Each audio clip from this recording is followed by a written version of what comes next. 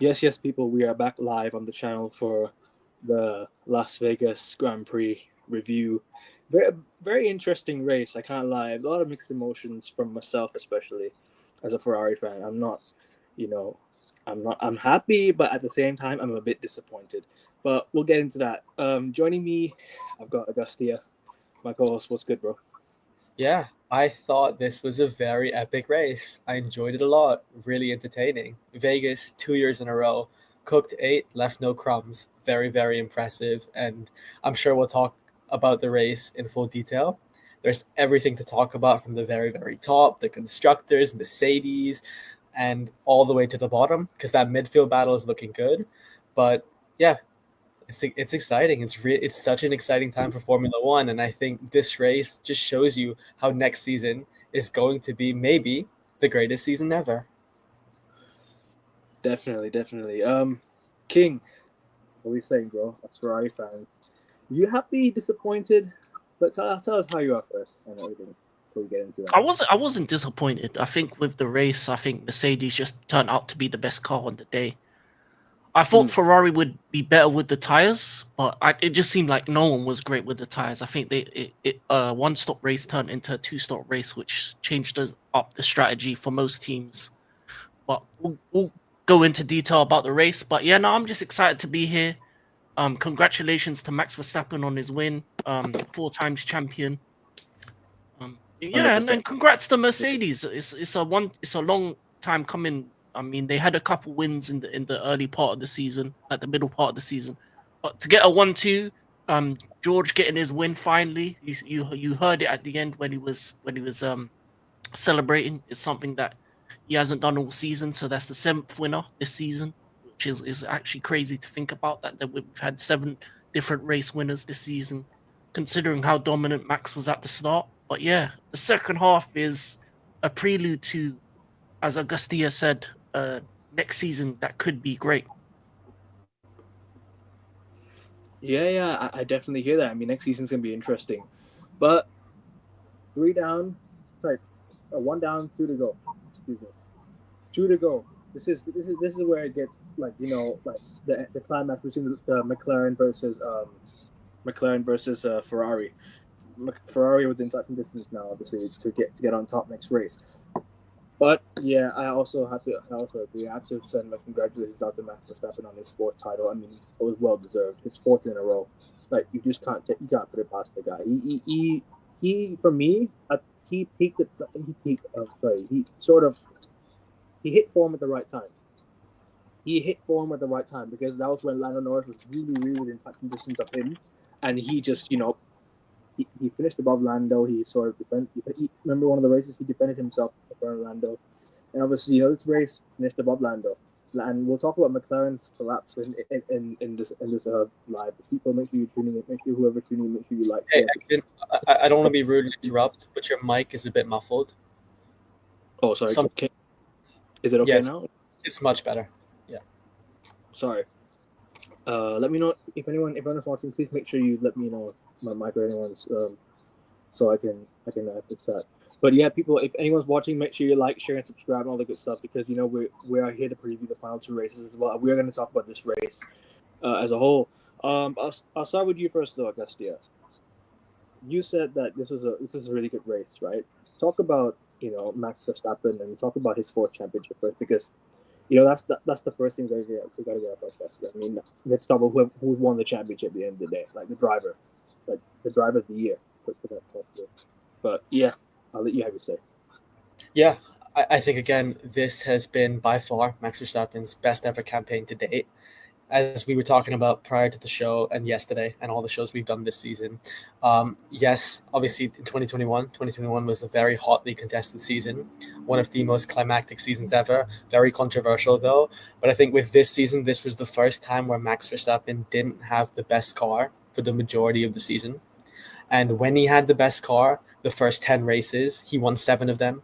So he maximized his potential completely. And when he didn't have the best car, he minimized the damage. So I think that's the sign of a true champion. And this season, it clearly showed how Max is in a league of his own compared to the likes of Lando, Leclerc, and all his other adversaries. So I think, yeah, for Max, very, very impressive. I think for championship, he definitely, to me, goes down as one of the greatest drivers in Formula One history. I would put him in the top 5 because what this season showed for me is, yes, coming into it, we knew Max's talent. We knew he is one of the most all-rounded drivers the sport has ever seen.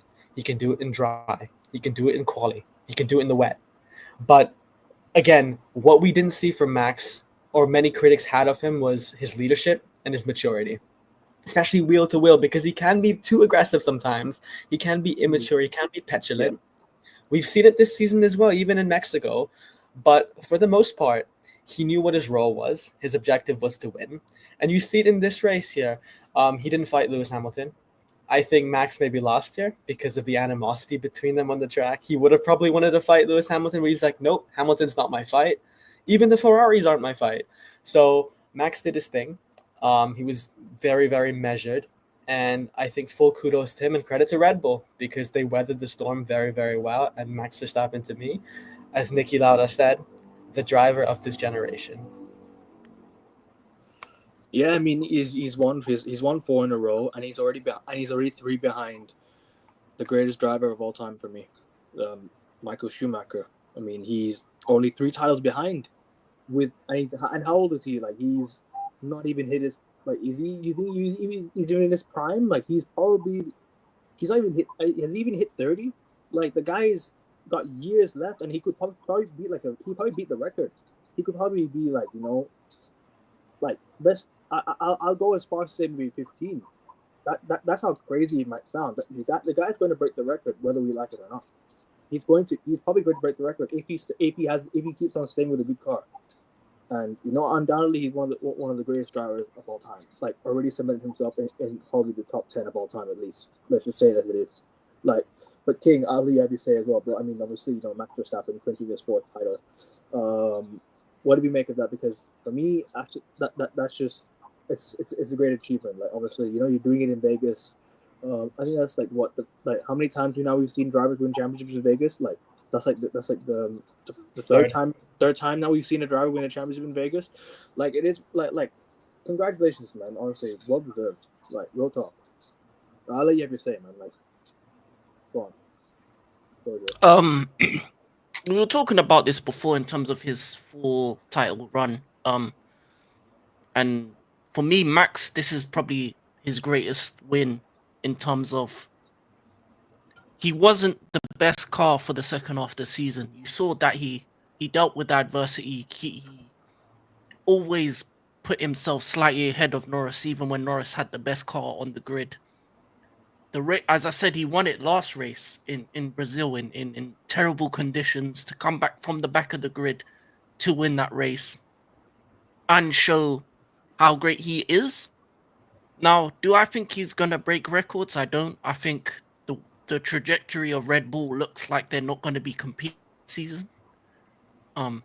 For me, personally, I think next season's going to be, you're going to look at the Ferraris and the McLaren's to be competing next season because I don't look at that Red Bull. I think it's been going down and down. I think right now, in terms of its car, I would say it's the 4th best car on the grid. And that shows how great Max is because he's overdriving the car compared to his teammate who's barely making it past Q1, barely making it into the top 10. And with that kind of car where there are definitely cars out there that are better than him, he did everything he needed to do to win the title towards the end as his car became the 3rd and 4th fastest car on the grid. There's been a lot of things about Max that I've not liked over the years. He was, especially in his early years, very immature, very crash heavy, especially his first title. There was a lot of things which would come as dangerous driving. And I think this season is the most mature I've seen him. It's the most measured I've seen him. And it's the best version of him that I've seen. He's crashing less. He's doing what he needs to do in each race. And this race particularly, he said, okay, Ferraris, go past me. I don't need to beat you today. I don't need to be crazy Max. A younger Max would have probably competed and maybe crashed out and he would have lost the title, could have lost the title just because of a race like this.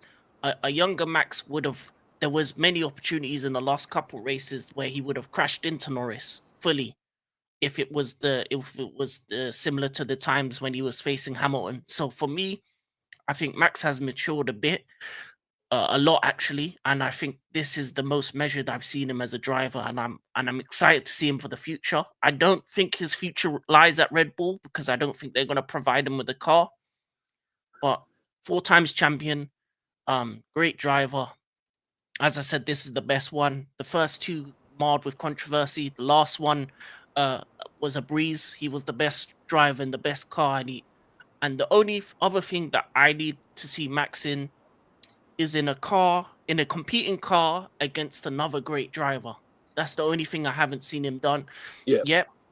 And that's probably the only mark against him. I would love to see him win a title in the top car against another great driver. I would love to see him in the future, maybe in a Mercedes against a George Russell. If Hamilton leaves in a couple seasons in the Ferrari against Charles, because I think him against Perez is not a competition, and I think it's going to weaken him over the years because iron sharps iron when it comes to racing. And if he ain't competing with his own teammate, I think it's going to let him down in the long run. And I think that's why Red Bull haven't won the Constructors' Championship this season, because he's with an inferior driver in the other paddock compared to him. And you've seen that towards the second half of the season, because there's no way a Red Bull shouldn't be not getting past Q1 on multiple occasions, not getting top 10 finishes on multiple occasions, and finishing 8th, 9th, 10th on multiple occasions, even when they were the second or third best car on the day, and still performing at such a terrible level. So, but congrats, Max. For one at Vegas, big celebrations, fourth title. I don't know if there's going to be more to come in the near future, but definitely I can see him win maybe 1 or 2 more. Maybe get to 6. But I don't think any more. I don't think any more than that, because I think with F1 the current changes, and I think the current is changing from Red Bull being the top team, especially with the loss of Adrian Newey and of a few other guys to other teams. I think the likes of Ferrari and McLaren are going to take advantage. Aston Martin, if they make the right decisions, are going to come up in the future. And with the new players in the game, such as Audi, with the new car coming in 2026 as well, it's going to be a more interesting future for Formula One. So, but great win, and I think it was needed because you never know when the next World Championship's going to come around. So I think it was just a great drive towards the second half of the season. Yeah, I echo a lot of what you said, bro. Because honestly, it would be nice to see Max Verstappen drive in a big car, like in a top car in the future, and obviously, with him winning this 4th, the way I already knew, like from the moment he mentioned to his team that, do you want to let the Ferraris go through or something, but he'd be like, yeah, why not? He just wants to get the fastest. He wanted to get the fastest lap or something like that. Towards the end, it's all he ever really needed. He just needed to finish above Lando Norris today. He never needed to win the race. All his aim was to finish above Lando Norris, and he won the championship, and that's what he did. He did his due diligence. You get what I'm saying? He did his job, and he won the championship in style.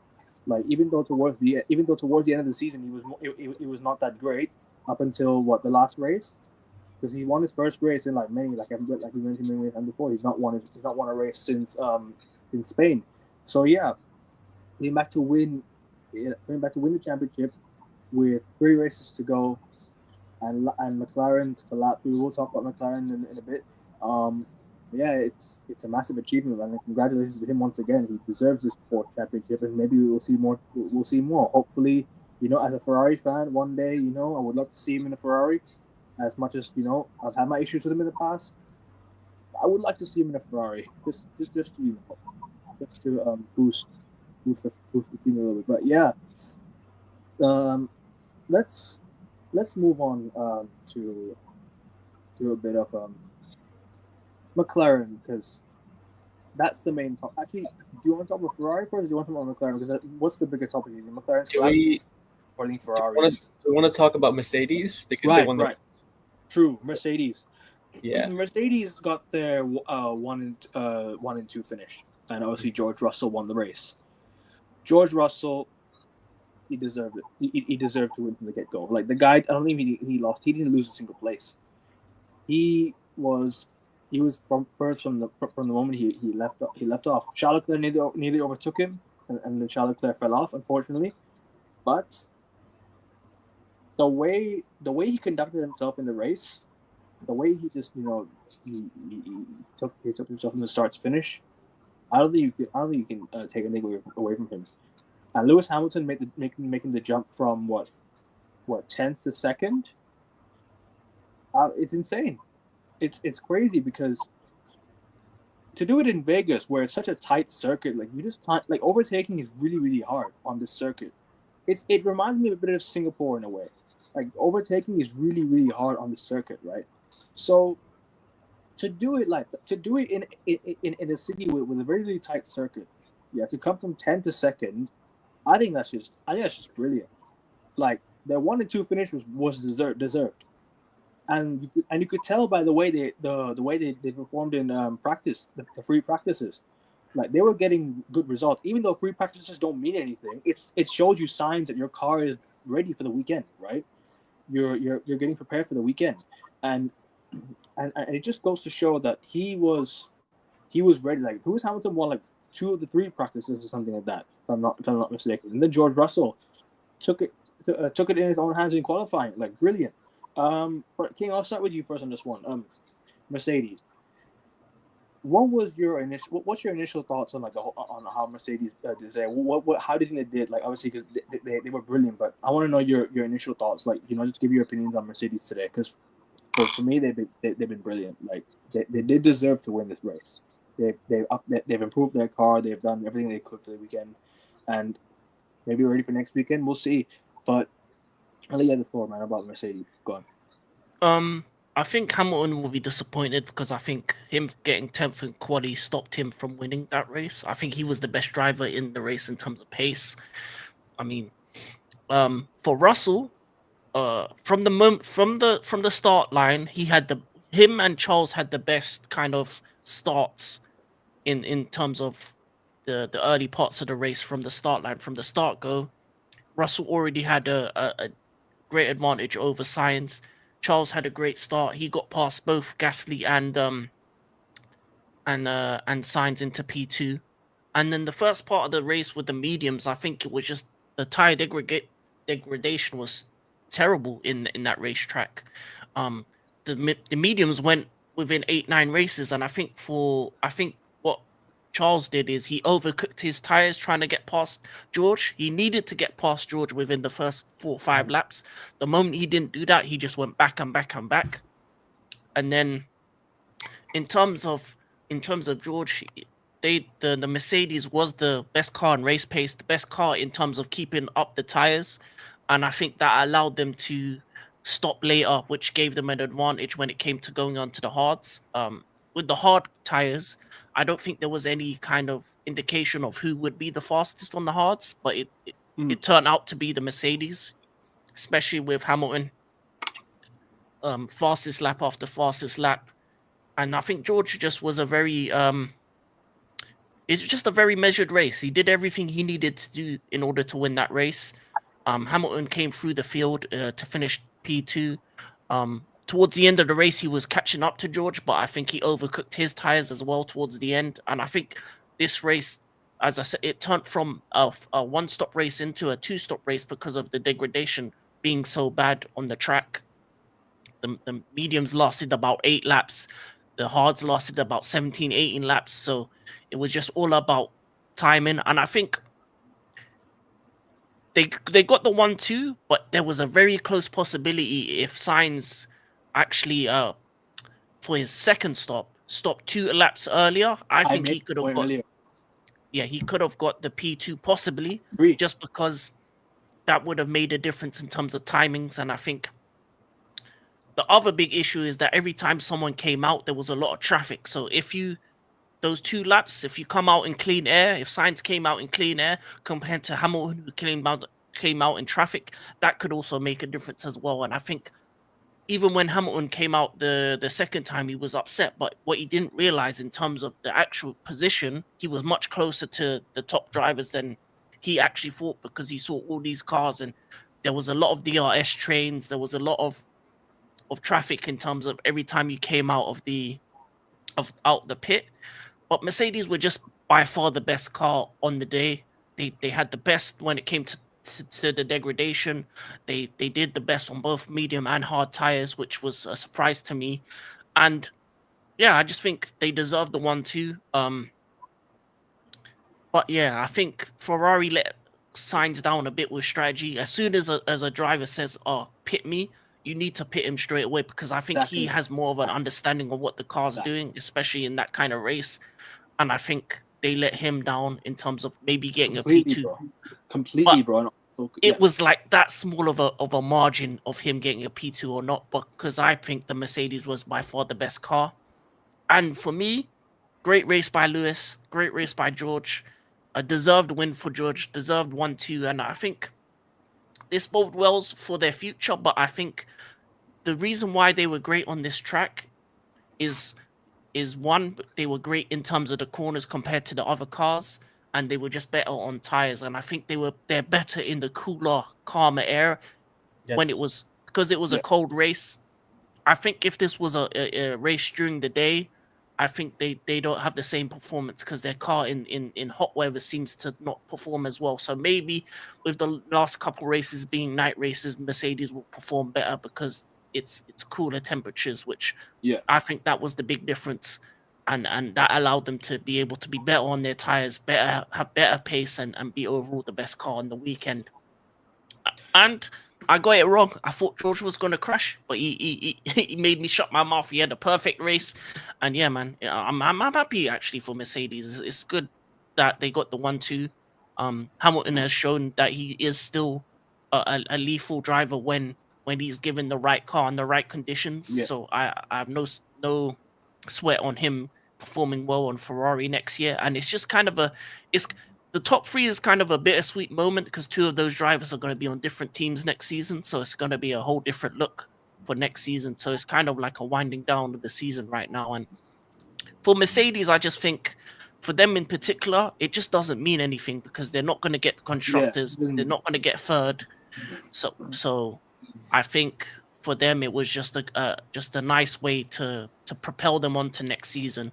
With the new young boy Kimi coming in, with Russell getting that win under his belt, getting that confidence back, I think this is something that he needed. And yeah, no better place to win than in Vegas. He's going to be partying tonight. Hopefully he doesn't party too much because he's got 2 more races. But yeah, good win for Mercedes. I don't think he has to worry about the next 2 races anymore. I think he's chilling. Like real talk, I think Max Verstappen doesn't have to worry anymore. The championship is already sealed. But yeah, I also have to say. We have to send our, deepest apologies for our disrespect on George Russell on behalf of AN Sports because we doubted him so much yesterday on the qualifying review and the race preview. So yeah, George Russell, congratulations on the win race because you deserve that. Fair play. And Mercedes as well. Yeah, they had the pace on the weekend and they were just a better team, better strategy, better tires. I also just want to make the point that I agree with you about the Ferrari thing. Maybe they could have made a bit of a fight towards the end of the race. It could have been tighter because if Ferrari had made the pit stop with Carlos Sainz at his second pit stop better or earlier, because with Carlos Sainz he went into the pit, right? But also he was denied the pit because his team said he weren't ready. So you can't really blame Carlos Sainz for going to the pit when he had box. He wanted to go into the pit and change his tires. But Ferrari just didn't have the tires ready. So that's on the Ferrari team. That kind of costed him the higher podium place. However, he still did a remarkable job to finish where he did. And so did Charles Leclerc. Charles Leclerc, I didn't expect him to finish. I expected him to finish in the podium. But let's just say it as it is. He also did a good job, doing what he did. Because at the end of the day, right, he wasn't expected to against all odds, he wasn't expected to win the race this weekend, right? However, at least in the podium places, maybe finished there. If Ferrari could have done better as well with the strategies, because I think Ferrari did poor with the strategies, and the drivers did well to finish where they did. I can't fault the drivers one bit. Not one bit. Not one bit can I fault the drivers. Where I fault is the team, because the team did not prepare the tires properly. They could have gone to the soft tires, where the soft tires were working in qualifying. The soft tires were the best, were sort of giving Ferrari a better grip in qualifying, where Carlos Sainz had the grip in turns, and so did Charles Leclerc. Charles Leclerc got fourth, and he finished fourth, right? But this could have been a double podium for Ferrari, in my opinion, if the strategy were better. It could have been. It could have been, because if they had stopped when Carlos Sainz said to stop, yeah, and Charles Leclerc I don't remember when Charles Leclerc did a second pit stop. When did he do a second pit stop? Like what? Like how many laps in? Some point in the middle of the race, but it was earlier than the other drivers because in the first stint, Ekevin, he overcooked completely. His tires degraded far quicker than anybody else. I think he came in on the 9th lap. That's when he should have pitted, in my opinion. Sorry to interrupt. Go on. But I mean, yeah, going back to your point here on Ferrari, I don't think a double podium was in question, just because here are two things. One, Mercedes were in a different universe today. By far, the most quick constructor, and it's not even close. George Russell held serve. The car was the quickest by every metric, straights, corners, and like King said, when the circuit is cold, Mercedes performed better. And again, kudos to George Russell for doing that. Lewis Hamilton on his end, wow, what an impressive drive. Yes, it is bittersweet because had he not made those couple of blunders in qualifying, this would have been his race. And I have no doubt about that in my mind. But one thing with Lewis Hamilton is Lewis Hamilton performs best when there's motives and incentives. When there's no incentives, Hamilton's head kind of checks off, like there was for portions of this season, because nobody's going to deny his talent, right? He's the driver with the most championships. He's the driver with the most poles, with the most fastest laps. What major record does Lewis Hamilton not have? But when he wants to turn it on, he can.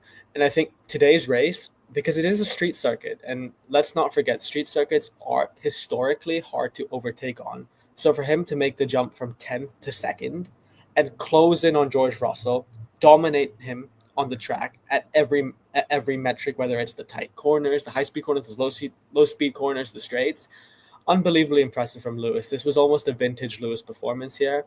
But going back to Ferrari, yes, because it was a vintage Lewis performance, and on the track, he was cooking them. I don't think even if Carlos Sainz had pitted 2 laps earlier, that would have made the difference, because the gap was double digits in terms of seconds.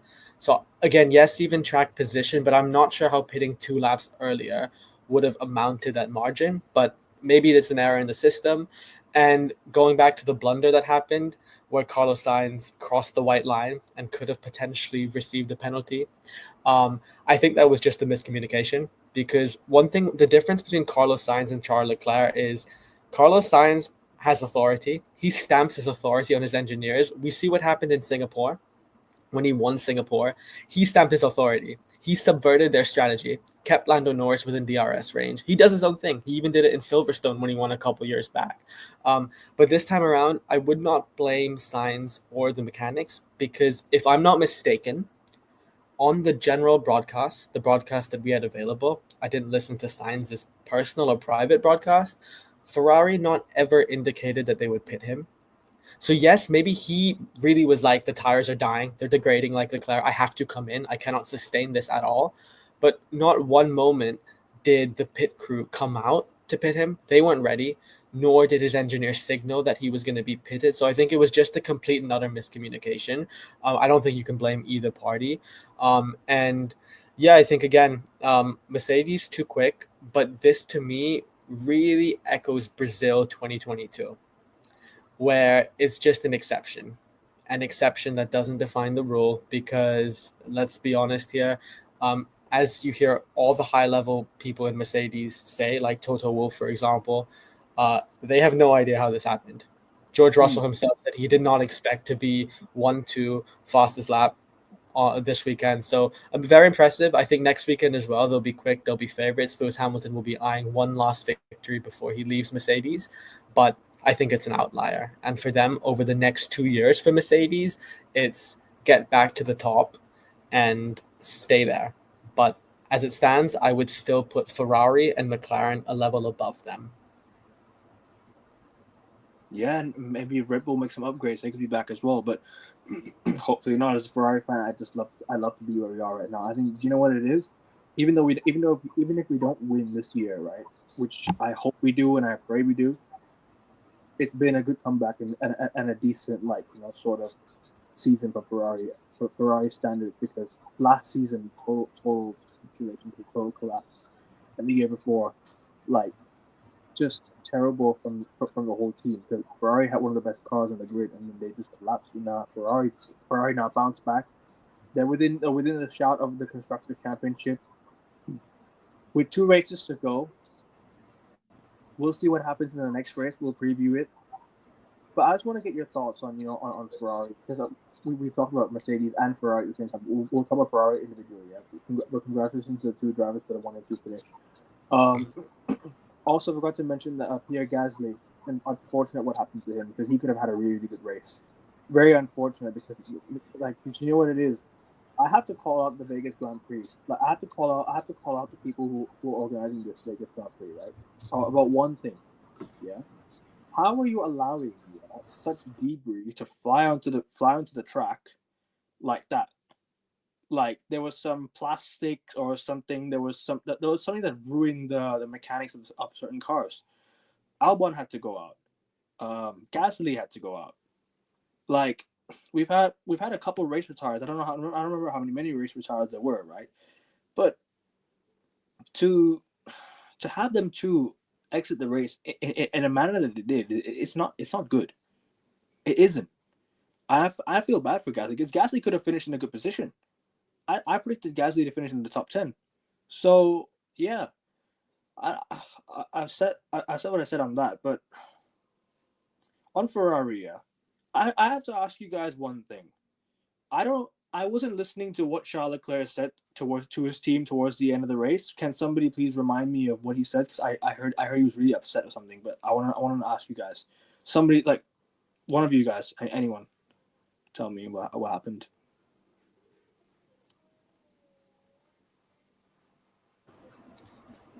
Yeah, I didn't hear Leclerc or Sainz's personal private comments, so I have no idea. But just from the outside, not as someone who is a Ferrari fan to the extent you guys are, as a neutral, I just think, again, it was just miscommunication, and they were the inferior team. I don't really see how there's much to be agitated about.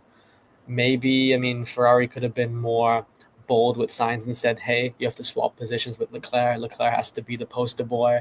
But I don't know what Leclerc was angry about. So if anyone is watching in the chat, I know there are over 40 if you're watching, please let us know, because that'd be very helpful. Yeah. People let me know, please. And obviously, make sure while you're at it, please make sure you like and subscribe as well. I'm nearly at 100 subs, so please make sure you get me there soon. King, us Ferrari fans, are you happy? Because for me, I'm mixed. I thought Ferrari could have finished higher. I thought we could have done better. I thought we could have maybe finished double podium at the same time, but however, I kind of expected it. But Lewis Hamilton had a really good race. I'm not going to fault him for that. It's just more of the strategies in the race were a bit poor from Ferrari's side, because to finish next to each other, yeah, excuse me, and obviously to finish like right outside the podium place, Charles Leclerc finishing right outside the podium place, just right behind Carlos Sainz. For me, I'm a bit disappointed in that aspect, because I thought Ferrari would get double podium.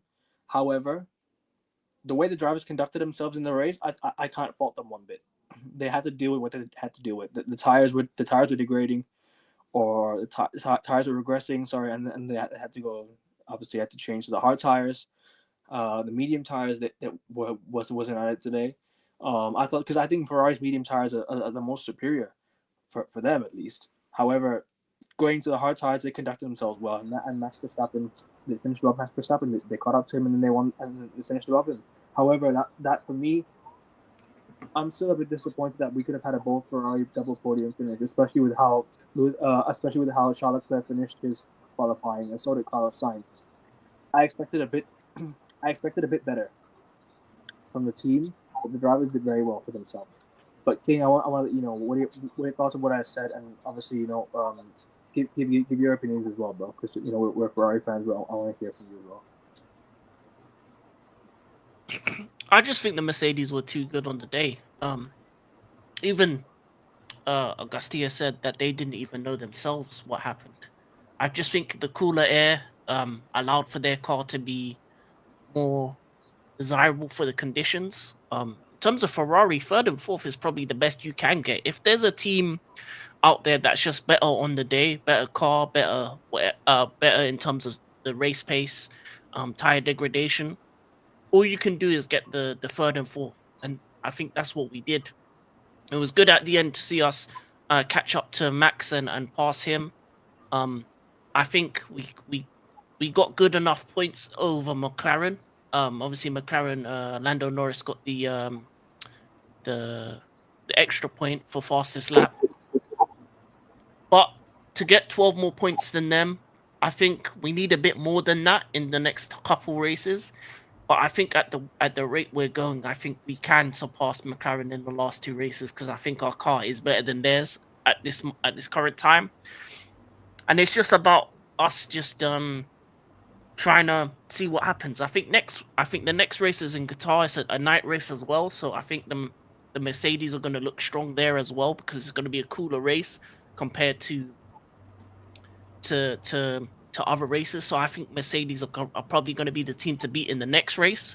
But I think in terms of like the last race, Abu Dhabi, I think that's a race that Ferrari can definitely get a double podium. But overall, I think it's just in terms of the degradation and things like that, it was damage limitation, and to get a third and fourth, all things considered, I'm happy. I'm happy that the team got at least one of our drivers into the podium, more points than McLaren, and that's what we need to do for the next two races. Get anywhere between 10 to 15 more points than them in the next two races, and then we win the constructors, which is more than possible, considering right now McLaren are competing with like Red Bull as the third, fourth fastest, and I think Mercedes is maybe just for the next race, I think will be up there again, just because the cooler conditions might suit their car more because it's a night race again in Qatar. But yeah, for a night race, for everything that happened, I think it was outside of the bit of miscommunication with Sainz and a bit of trouble with Sainz and Leclerc in terms of swapping positions and stuff like that, which I mean it happens. Obviously Leclerc was probably upset towards the end of the race because he wants to finish third. He wants to catch up to Lando Norris in the individual competition to finish second, because that's still a possibility for him. But in terms of the team, maximized our points. Nothing more we can do. So I think it was a good race in terms of that. And then it's just about getting more points next one. But yeah, I just think Mercedes was the best car. The only thing you can hope for when a car is better than yours is one of them crashes, and they didn't. And especially with the way the race was, a street circuit, high degradation, mediums only lasting 8 laps, hards only lasting 15 to 17 laps. Like it was always going to be who can last longest on the tires, and Mercedes were that team, and they showed it. So the fact that Lewis went from 10 to second in a street circuit showed how much quicker the Mercedes was than any other car on the grid. So at best, be the second best team, and that's what we were. So I'm happy with that. Fair. I mean, look, I agree. Like next week is one of the biggest races ever for Ferrari, because next week we literally Ferrari finished 1 and 2 next week. That puts us right above McLaren, I think, because 25 and 18 would be the points. So that would be like what, 43 points. It's a sprint race as well. Or what? I don't know how much. Yeah, 25 and what? 25 and 18. Yeah, that would be 43 points, and from Ferrari, right? And plus the sprint race as well. So Ferrari needs to do well in the sprint race, because Lando gained how many points today? Somebody remind me how many points? Like what? 5 points Lando gained today? He didn't gain anything on you. He just damage limitation. I hear that, but like how many? The thing is, because that puts us 24 points down right now, right? We're now 24 points down. So to win the races, double podium or finish third and fourth, and make sure McLaren don't finish above you. That's it. Just prevent McLaren finishing above you in the next 2 races, and I think they can get it. because then that just adds on more points.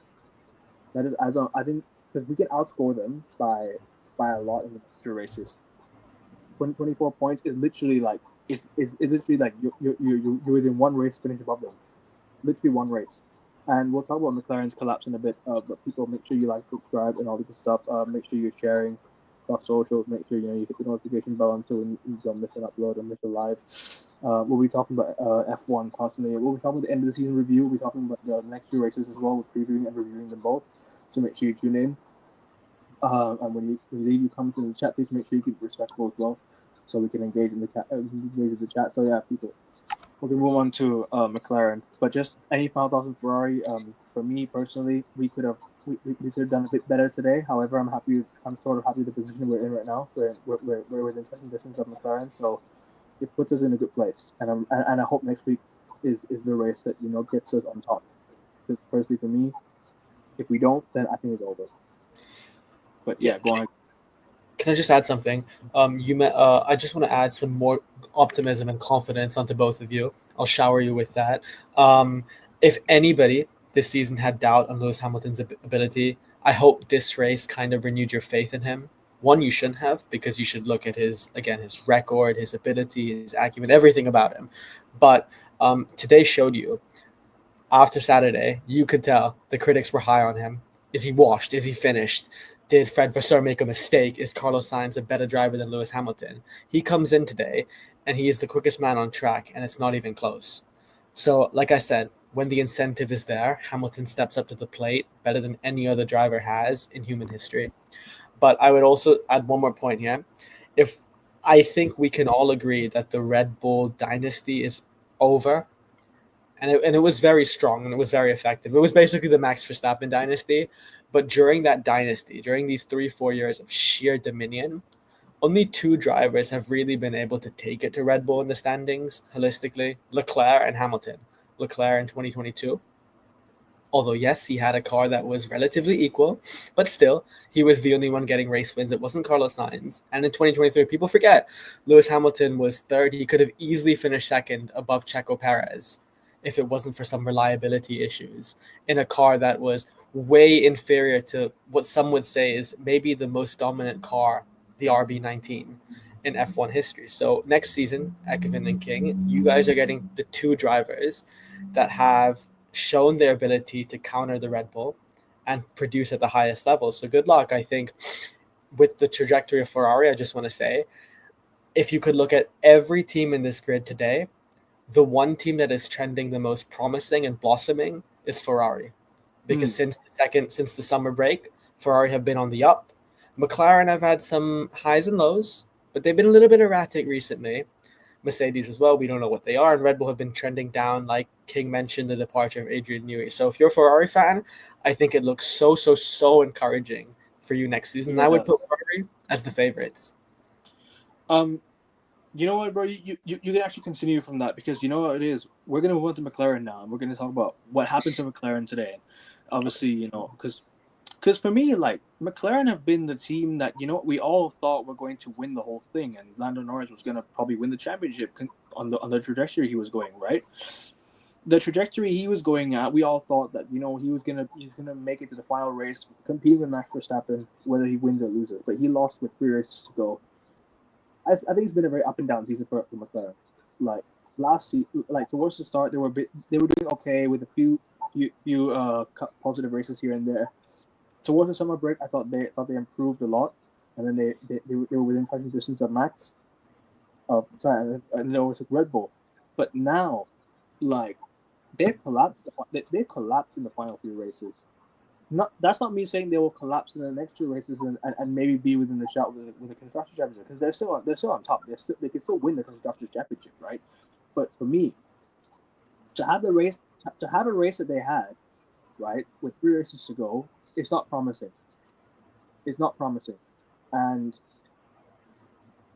the collapse for me, I think it was more of the mechanics today from the McLaren, because I thought it was more, because I think the strategies that they had wasn't a major issue. I think the strategies they've not changed up the strategies the whole season. I think it's more to do with the mechanics today, because a lot of the mechanics on many cars have been quite average today. I can't lie, because we've seen it with McLaren's car. Obviously, we saw it with Pierre Gasly's car. The mechanics were quite here and there, but yeah, I want to ask you, Augustia, what has been what do you think of what I said, and what do you think of your thoughts on McLaren? Because they collapsed for me today. I'll let you have the floor now, bro. Yeah, McLaren is a very interesting bag. We mentioned it yesterday, how retrospectively, if you could come into the beginning of the season and you asked Lando Norris, hey, spoiler alert, this season you're going to get 3 race wins and 8 poles. Would you take it? I said he'd bite your hand off for it. So, of course. So, yeah, I mean, McLaren would be very thrilled. Like, nobody expected them to be in the fight, not just for the drivers, but also the constructors.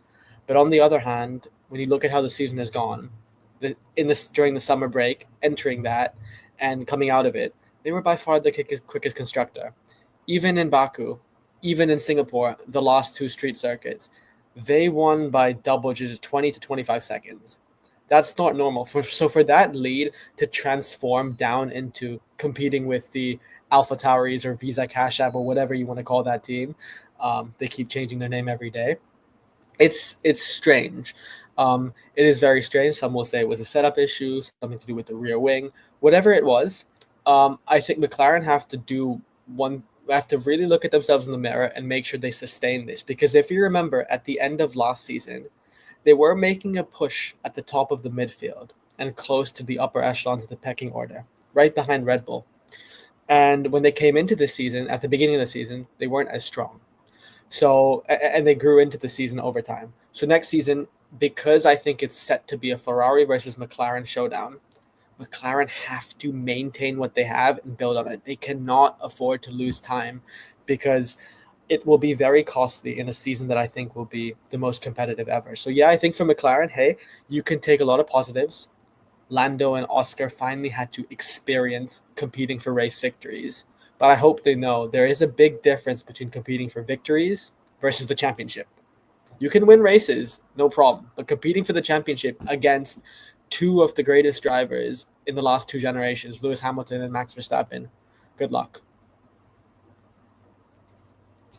I hear that completely, bro. And I think it was more. It was also the front wing as well. I forgot to mention. You also mentioned the front wing. Yeah, I was hearing Crofty saying about the front wing, and that's been a bit of an issue for McLaren today as well, because when they made their turn, they just kept losing pace. They just kept losing pace in the sectors, and obviously that sort of cost them the race and where they finished. That cost Lando Norris his championship aspect, because he could have easily been in the shout if he had finished above Max Verstappen. Still would have been in the shout, or within touching distance again, because to bring it to the final 2 races would be something else. However, I think it's a total. Sorry, excuse me. I think it was a total team error, total team capitulation towards the end of the season by McLaren, because they've had a good season for me. I'm not going to say they've had a bad season. I think they've had a good season for their standards. Nobody thought they would be within touching distance of the Constructors' Championship, or Lando Norris would have been in touching distance of Max Verstappen, right? To have a season they had, but to have the collapse they also had. Is a bit of an issue. They can still win it. They can still win the Constructors' Championship. And obviously, you bring the comment here. Obviously, who will win the Constructors' Championship, you think? I'm backing Ferrari to win it. I'm gonna go with Ferrari. I think Ferrari might have the edge, especially on the form that they're in right now. The momentum they've picked up with Lando Norris not finishing in the podium places for like a few races now, or at least Ferrari Ferrari not having a double podium. However, they've still finished above McLaren in the last two races in a row. So yeah, this has been interesting. But King, I want elaborate more on McLaren, bro, because I want to hear from your side as well. Because for me, it was the front wing and the mechanics that really cost them this race today, and obviously took them to a lower finish. But go on, bro. I'll leave you say. I don't think it's not the front wing, it's the rear wing. Obviously Red Bull complained about their I meant rear wing. Yes. I agree with you. Red Bull complained about their rear wing, and there's a thing in Formula One that people don't really talk about. Is the politics behind the sport, especially when it comes to the cars. Anytime a team does something different, other teams are going to complain about it, and that can affect the way your car handles, the way your car moves. Couple seasons ago, it was with Mercedes with their like steering wheel system where they could shift it and change it, and other teams complained. And there's some, when it comes to Formula One, as great as they are at improving the cars, improving the systems, other teams are going to look at it and say, does it fit the regulation? And if not, that's going to have a drastic effect on the car. So I don't think McLaren capitulated. I just think when you're building a car, you build it based on the kind of technology that you want to put in. And if you get told, oh, you've got to change it now, it can drastically make a difference to the whole car. Because if you change the rear wing, then you have to change the aerodynamics of the car. Then you have to change the front wing. Then you have to change how everything kind of goes through the car in order for it to compete, especially when it comes to the top of the chart. If you looked at the qualifying, it was less than seconds, it was milliseconds difference between first and fifth and 10th. So it's these little differences can have a drastic effect. So for me, I don't think McLaren fumbled. I just think because they got caught with a rear wing that was technically not in regulation and Red Bull complained about it, that means their car had to change, and it meant their car was not as great. Because the reason why they were great in the first two street circuits is because of that rear wing. It allowed them to not have to be so low to the ground and be able to continue to kind of go through the street circuit type race where it's more about the corners rather than straight line speed. And that's why Mercedes were the best car, because they were able to get through the corners much quicker than the Ferraris, the McLarens, and the Red Bulls. In terms of McLaren,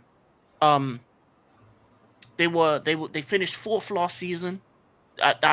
The worst they can finish this season is second, in my opinion. And as a good of a jump it is, there are things that they need to learn as a team. They need to learn the dark arts in regards to politicking when it comes to cars, looking at Red Bull's cars, checking if they're following regulation and stuff like that, and being able to be better on that side of the court. And on the other side, they have to kind of, when they have the fastest car, they need to kind of capitalize on those moments, because there was moments in the season where they had the fastest car, but they finished third or fourth or second and fifth. Or those kind of things. When you're the best car on the grid, you need to be winning race after race after race. And that's what Red Bull did at the start of the season. When they were the best car and Verstappen was in that seat, race after race win after race win after race win. But towards the back end of the season, Mercedes had a couple wins. Ferrari had a couple wins. McLaren had a couple wins. Red Bull had a couple wins.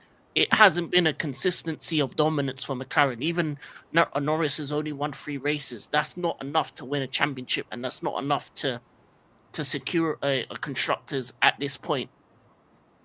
In terms of the future, I think McLaren will be up there. I think they have one of the best cars on the grid.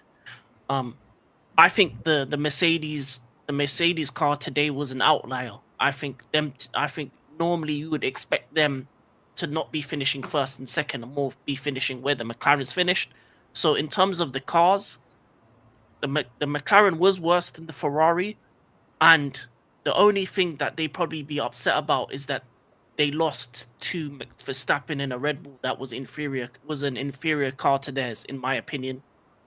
I think that's probably the only, but that shows the greatness of Max, that he was able to make a car that isn't as good as the McLaren, but make it quicker, because there's a difference between a good driver and a great driver. An Alonso, a Hamilton, a Verstappen, when they get a car that isn't as great as others, they can add the extra seconds that another driver can't.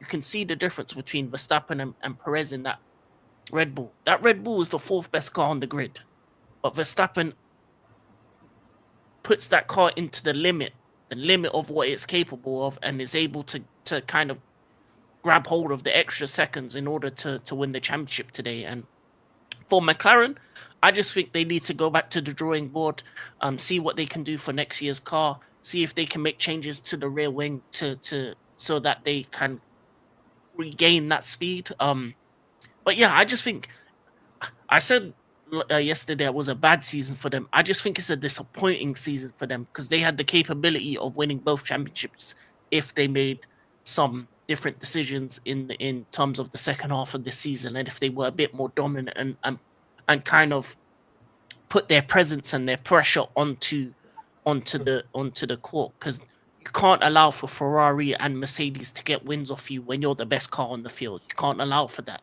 You have to dominate every weekend, multiple weekends, and they didn't do that. And that's probably cost them. That's probably going to cost them the constructors, and it cost Lando Norris the world championship this season. So, yeah, I think they'll probably finish second. And that's a 2 place up for them. Lando Norris second in terms of the drivers, most likely. So it's upward trajectory, but they'd be disappointed in the fact that they know that they could have won this if there was a couple changes that they made in terms of strategies and stuff like that in earlier races. And I think the last race for me was a big.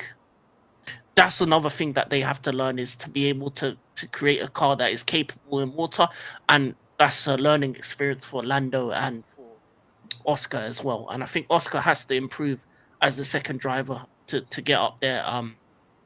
He's been making mistakes here and there, but he's been decent in terms of he has to compete. He has to kind of put pressure on Lando Norris in order to become the best. As I said, you need a partner that's competing with you, that's trying to push you, that's trying to get you over the edge. And I think with McLaren, I think next season is going to look like a Ferrari McLaren championship, in my opinion. I think Red Bull are on the way down. I think Mercedes aren't there yet, and I think it's going to be interesting to see Hamilton, Leclerc, Piastri, and Norris fight for wins.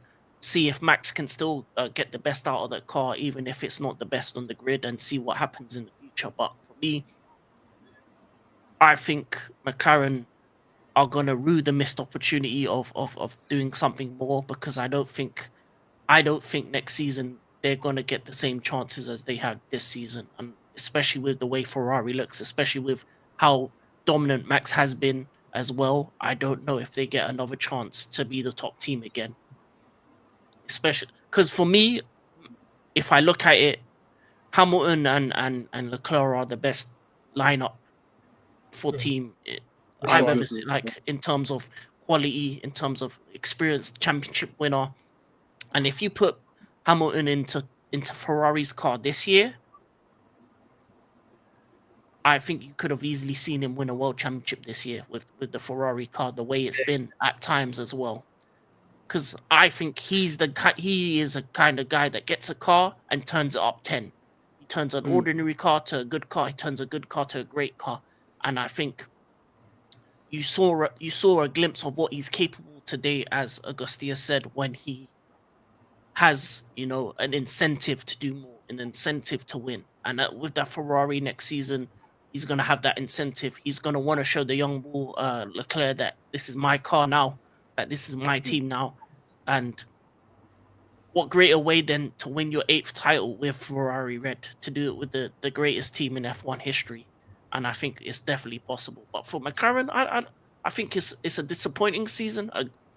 But I think they'll be up there next season. And I don't think it's the mechanical issue. I just think they just need to make some changes to the car because of the regulations and stuff like that. But as I said, that's the dark arts. That's the things that people don't see, the politicking in the background, the complaining to the FIA. That's some of the things that McLaren need to be more bullish on when it comes to that. Red Bull are the best at it, because 2021 doesn't happen without Red Bull doing what they need to do in the dark arts in the background, saying what they need to say to the judges, saying what they need to say to FIA. It doesn't happen like that, because when you're the dominant team, you have to dominate in every aspect of the sport. And the dark arts of politicking, of saying this is not right, this is not wrong, this should be you need to be a bit more bullish. And I need McLaren next year to be a bit more aggressive, both their drivers and when it comes to their team principal as well. It's no more. Oh, this is McLaren. This is the happy Yes. place. We're happy American. No, Preach. when you're going to the top teams, you have to be a D head. There's no other nicer words to say it. Can I just add something? You heard what King said there about politics, and he's absolutely correct. This is why everyone watching, all 50 of you watching, subscribe to AN Sports. He's so close to 100 subscribers, and you're not going to hear any of that stuff on the main broadcasts because obviously they're very close to the drivers and the FIA. This is authentic, unfiltered, and very good analysis. So please subscribe to AN Sports. You'll hear from King very often. You'll hear from me and Ekevin. Subscribe to AN Sports. Get him to 100 subscribers before the end of the year. Appreciate it, man. I appreciate it. Speaking on the McLaren, like, just give me like a quick, like, what do you think they need to fix going for next season? Because obviously they can still win the constructors championship. I'm not doubting that, but for Lando Norris's sake, like, what do you think they need to do for him to win the drivers' championship? Because there's a lot of things that I think they need to fix. The experience is there. I think he's now kind of felt the experience going up against a juggernaut in Max Verstappen. Like, there's no doubt about that. He's gone up against the juggernaut. But to try and compete with Ferrari next season, because I think Ferrari will be one of the best on the grid. I'm not sure of duo's sake they'll be the best duo, because Charles Leclerc and Carlos Sainz have a similar quality, and like for me they're a really good duo because of that, right? But if you look at, for example, Lewis Hamilton, who's got all the experience in the world, versus a driver who's possibly going to be competing with the greats soon in Charles Leclerc, right? As a duo, maybe we'll see how it pans out. Ferrari should be competing next season, obviously. But as for McLaren's sake, what do you guys think that they need to fix going into next season for Lando Norris to get his drivers' championship? Yeah, so I just want to compliment what King said, because I think King nailed it completely with the analysis from a technical standpoint. I'll just say something about psychological, because like King said, when McLaren had the fastest car, they did not capitalize at all. And again, that's true. Like, it's really simple. If you want to break down this championship in like a sentence or two, when Max Verstappen had the fastest car, he maximized it. When he didn't, he minimized the damage. It was the polar opposite from McLaren. I think that also stems down to a psychological element. And of course, publicly, you can't demoralize the engineers. But you mentioned Lando Norris. Specifically to Lando and Oscar Piastri, you guys got to look at yourself in the mirror. Of course, you've made holistically some very impressive and improved strides. No doubt about that. Please look at yourself, pat yourself on the back. Congratulations. But you're at McLaren. You're at one of the biggest franchises in F1 history. You're finally given the car that can compete and win world championships. Next season, every time something hits the fan, if shit hits the fan, you cannot come out and say, hey, we didn't expect to be here. It's okay. We'll work on it next time. Because that's what they say in every post interview. And that's okay. That's fine. I get it. Maybe that's what they publicly feel. But privately, I truly hope they know and they realize, shit, we cannot be making errors like this constantly. So psychologically, you just have to lock in, accept accountability, and be fully committed. Remember, the objective is to win the world championship. So in races that, again, you have to be very ruthless. And this goes even up to top to Andrea Stella and Zach Brown. We've had so many races. I use Monza as a great example of this, where Lando Norris was the driver competing for the championship this season. It wasn't Oscar Piastri. But Oscar Piastri was on the front row and Lando wasn't. You could have easily swapped positions like that. Do you think Mercedes and Toto Wolff would keep Lewis Hamilton behind Valtteri Bottas if Lewis was competing for the title? No. Do you think Christian Horner would keep Max Verstappen behind Checo Perez? No. So why is Zach Brown and Andrea Stella allowing Oscar Piastri, who's not competing for the title, to stay above Lando? It's all these small things add up over the course of a season and eventually haunt you. This happens in so many different instances from McLaren this year. So I think, yes, you can look at it circumstantially, individually. You can go race by race, and please do that. Examine where things went wrong. But eventually, if you want to bottom line it here, two things went wrong for McLaren from a psychological standpoint. Mentality, because you keep thinking of yourselves based on the rhetoric as a midfield team. You're not a midfield team. You're the team. You should Yep. be the team to beat. You're no longer the midfield team. This is the same for teams like Man United and the Lakers, for example, these days, where they keep describing themselves as a midfield team, but with the amount of revenue you generate, the quality and the investment in you, you should be their teams. So mentality, but also too ruthlessness. Because I get it. You want to again prioritize both drivers. You want to make sure Oscar Piastri is happy and Lando Norris is happy. But you have a championship to win. You have to win the championship. At this point, you have to balance out the objectives. Be ruthless. If one driver is in a championship situation, prioritize them. And again, to avoid having to be in that situation, just remember, treat yourselves like the team. Be the team. Be the winningest team because you have the ability technically. So consolidate that psychologically. But we will see. Again, that's why I think next season I would put Ferrari as favorites because Leclerc has the experience at Maranello. He has the experience as a Ferrari driver. He has competed wheel to wheel with Max. He knows Max very, very well, much more than Lando does from an experiential standpoint. And then there's no better driver than Lewis Hamilton when it comes to winning. So, again, next season, you have to act like you are them, McLaren. By the way, the Lakers lost this morning, people. So yeah, you know what I'm saying. They lost to the Nuggets, 50 to what 50 run or something like that. It was just crazy. The Nuggets scored like 50 points. They outscored the Lakers by like 50 or something at one point. Kevin, weren't the Lakers up by like double digits? They were up by like what 13, I think, 1 point. My goodness, rent free in their head. The Nuggets are rent free in the Lakers' head. And it's gonna happen again because they ain't making it out of the West, people. Fuck off. Anyways, hold that, Lakers. We'll be talking about NBA tomorrow, people. So make sure you tune into that. Obviously, we'll talk about more F1. Obviously, we're gonna wrap it up here. Any final thoughts on the F1 before you close out? Can you guys some thoughts? Yeah, I want to add to what Agustia said about McLaren.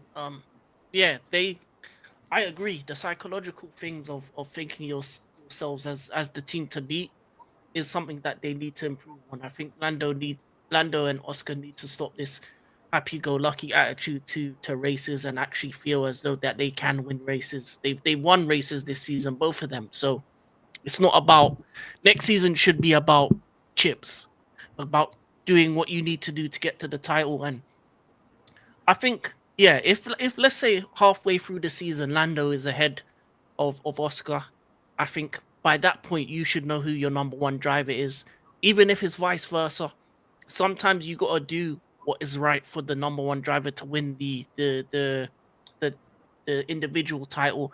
And in terms of the constructors as well, I think they just need to be a bit more ruthless on the dark side of what Formula One is. You're not the happy-go-lucky McLaren teams the last couple seasons where you're 4th, 5th, 6th. You're competing against teams that are ruthless, especially when it comes to Red Bull and Mercedes. They've been ruthless, and in the past, when Ferrari are on top, they've been ruthless as well.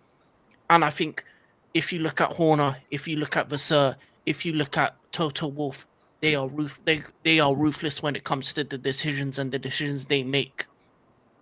And the leadership of McLaren need to be ruthless in terms of, okay, they need to tell Lando, you're my number one driver.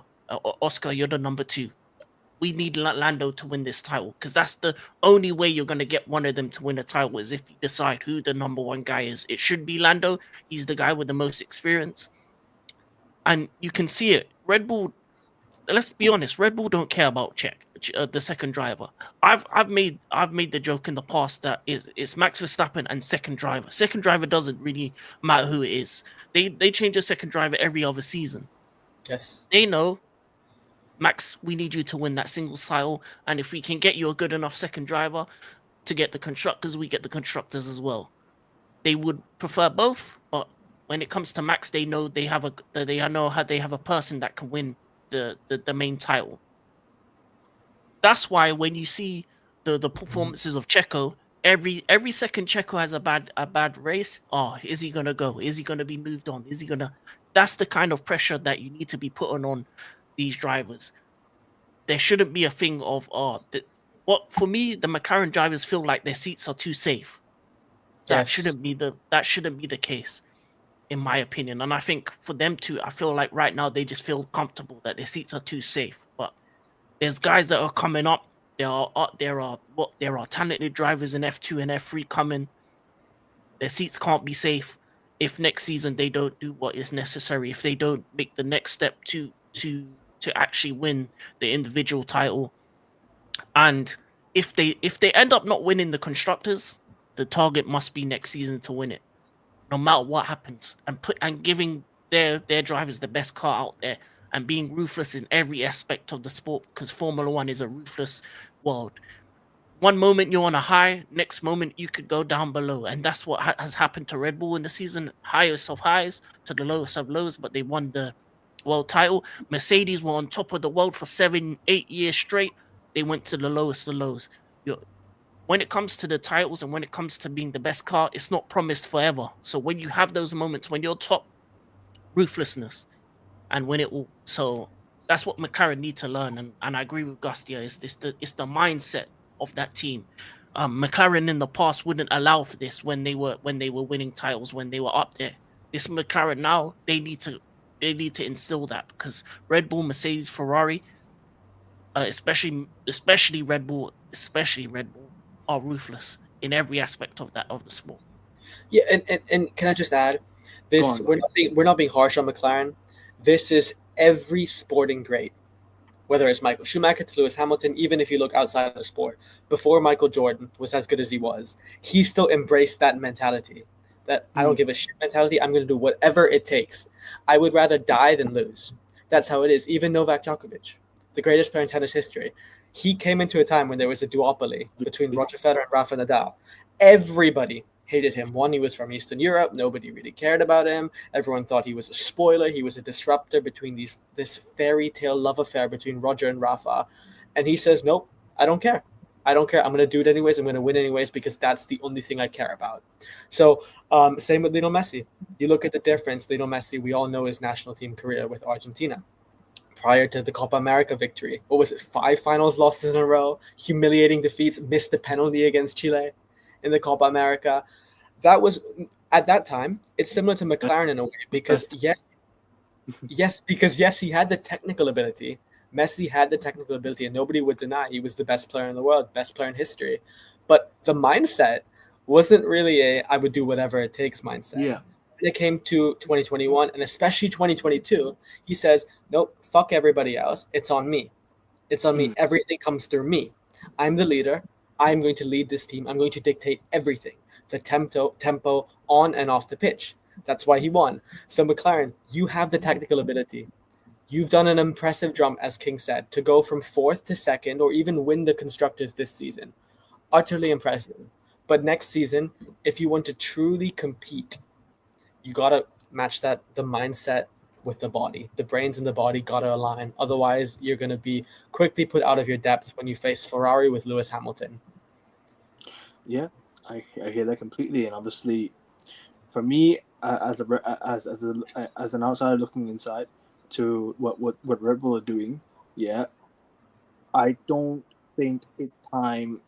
I think it's time to move on from Checo Perez and actually cut the losses, because for me, it's looking like he's not stepping it up. He's aging as well. He's also getting on a bit. For me, I think it's time to go. I just think it's time to move on from Checo Perez. He's not showing this level this season.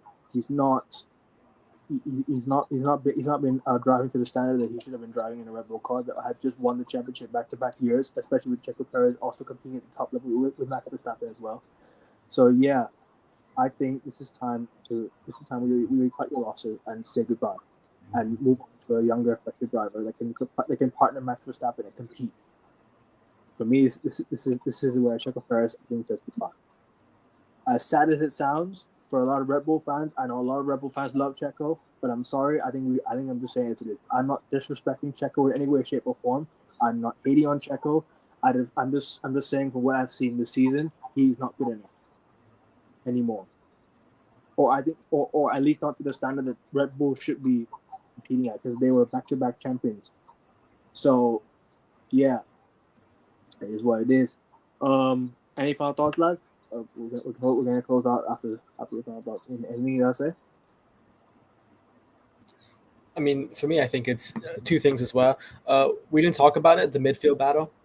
For those watching, that midfield battle between Haas, Alpine, Visa Cash App, whatever that team is called, it is very tight. And that's a matter of tens of millions of dollars. So just look out for that, by the way, over the next few weeks, because that could be big when it comes to development and also ensuring that your team still stays in. So that, and also in the rare chance that someone from McLaren is watching, just remember, your mind is your greatest tool or thread. Pick wisely. And also to point out one thing: the way the drivers conducted themselves today, no crashes at all, I think, and especially in a tight circuit like Vegas, which is very similar to Singapore. I have to give every single driver like their props. The way they conducted themselves. The only drivers that actually had a DNF were the drivers that had mechanical failures, which were Gasly and Albon. So the way they conducted themselves today, and there were a few incidents, there were a few crashes.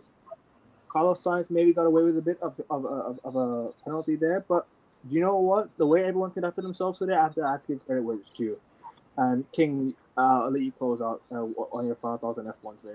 Just quickly give your final thoughts. Yeah, no, I agree with Gustia. The midfield battle for sixth is looking tasty. Haas, Alpine, RB, they all look as though that they could get that sixth place. And yeah, it's only a couple points difference. Haas on 50, Alpine on 49, and RB on 46. So that I think the two biggest talking points in the last 2 weeks is that middle battle, and is if who's going to win out, Ferrari and McLaren. And I think it's going to be very interesting to see, especially because next race is it's sprint weekend as well. Yeah.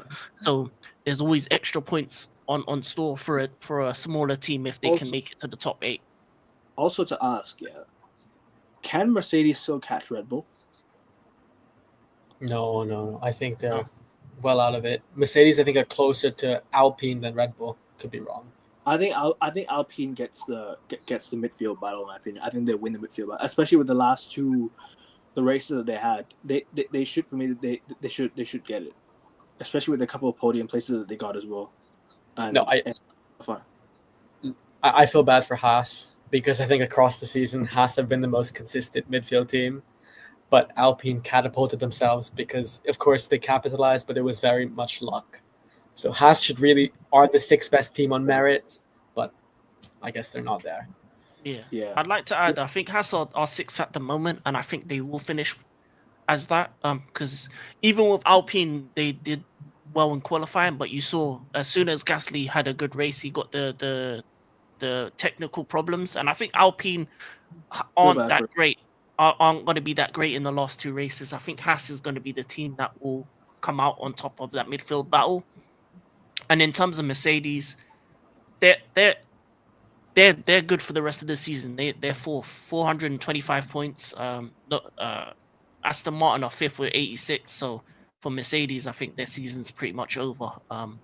It's just a battle between the top 3 teams, but I think even Red Bull, who are about 50 points behind, McLaren can't catch them, I don't think, at the moment. So it's just a McLaren Ferrari battle and then a battle for 6th. And I think Haas is going to win that. I think Haas is the best car in the midfield outside of Aston Martin. And I think Aston Martin as well will never bridge that gap to the top teams as long as they keep Lance Stroll around, because I don't think he's ever going to be good enough for that team to make that next leap. I just don't think he's that great of a driver. And that's the kind of nepotism I talk about when it comes to Formula One, where poor drivers like him are still in the sport. So that's my final thought.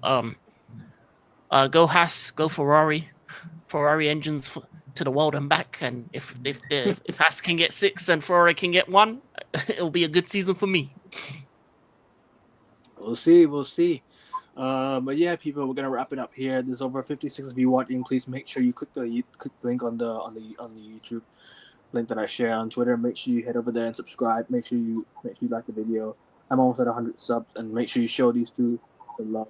Obviously, because they're taking the time out of their day to come and talk about this race, and we'll be back with more next week. Next week we'll talk about the sprint. We'll talk about the qualifiers. We'll talk about a lot. Well, we have a lot to unfold next week.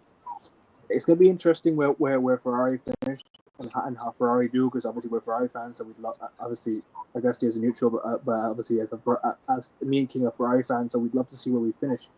So hopefully we have a Ferrari celebration at the end of the season. I want it to be like that. If it's not, still props to them for making the comeback that they did.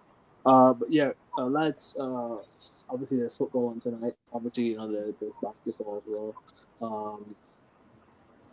What United play Ipswich away. Hopefully United get the job done.